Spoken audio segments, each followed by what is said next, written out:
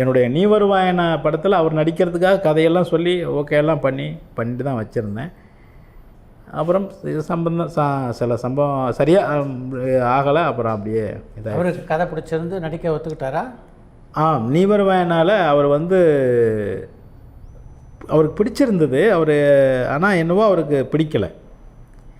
ஒரு guest role நான் சொல்லியிருந்தேன். அப்புறம் விஜய் சார் அது பண்ணலை. நான் கதை நான் ஒரு டைம் கதை சொல்லும் பொழுது அவருக்கு அது பெருசாக மைண்டில் படல. என்னாச்சுன்னா படம் ரிலீஸ்க்கு அப்புறம் அவர் என்னை சந்தித்தப்போ சொன்னார், போங்கண்ணா கதை சொல்லும்போது ஒரு மாதிரி சொல்கிறீங்க, எடுக்கும்போது வேறு மாதிரி எடுத்துட்டீங்க அப்படின்னார். நான் சொல்லும் பொழுது கொஞ்சம் வேறு தான் சொல்லியிருந்தேன். அதாவது ரஜினி ரசிகர் ஒருத்தர் ரஜினி ரசிகர் கமல் ரசிகர் இருக்கிறார் இல்லைங்களா சார், அந்த மாதிரி ஒரு பையன் கமல் ரசிகர் தான்.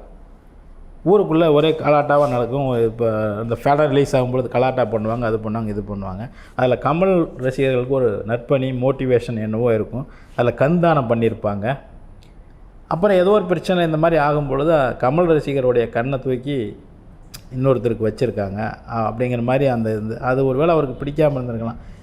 மறுபடியும் கதையை ரிவைஸ் பண்ணி நம்ம பண்ணும்பொழுது, நம்ம அஜித்துக்காக பண்ணும்பொழுது அவர் மிலிட்ரியிலேருந்து வராரு, அந்த மாதிரி மாற்றிட்டோம். ஒரு வேளை அப்படி பண்ணியிருக்கிறது சொல்லியிருந்தீங்கன்னா நான் கேட்டிருப்பேன் அப்படின்னு நினைக்கிறாரு. என்ன அந்த மாதிரி சொன்னார். போங்க, நான் கதை சொல்லும் பொழுது வேறு மாதிரி சொன்னீங்க, எடுக்கும் பொழுது வேறு மாதிரி பண்ணிட்டீங்க அப்படின்னாரு. அதுக்கப்புறமும் கூட நான் அந்த திருப்பாச்சி ஷூட்டிங் கூட நான் போய் பார்த்துட்டு இருந்தேன். காதலுடன் படம் ரிலீஸ்க்கு அப்புறம் கூட நான் போய் பார்த்தேன். இந்த மாதிரி கொஞ்சம் நஷ்டம் ஆகிடுச்சு சார் அப்படின்னு. என்னென்ன இப்படி பண்ணிட்டீங்க அப்படின்னு சொல்லி ரொம்ப ஃபீல் பண்ணார்.